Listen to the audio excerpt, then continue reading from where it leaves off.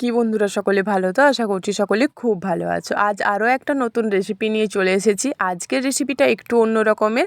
আজকে বানাতে চলেছি সজনে ডাঁটা বেসন। কিভাবে বানালাম সেটাই আজকে তোমাদের সাথে শেয়ার করতে চলে এলাম। আমি বানাচ্ছি না, মায়ের কাছ থেকে শিখছি, আর সেটাই আজকে তোমাদের সাথে শেয়ার করছি। আর অবশ্যই কমেন্টে এসে জানিও কার কার বাড়িতে সজনে ডাঁটা বেসন এই বছরের মতো খাওয়া হয়ে গেছে। প্রথমে কিন্তু সজনে ডাঁটাটাকে নুন এবং হলুদ দিয়ে হালকা ভাপিয়ে নেওয়া হয়ে গেছে, আর অন্যদিকে জল ঝরতে বসিয়ে দেওয়া হয়ে গেছে।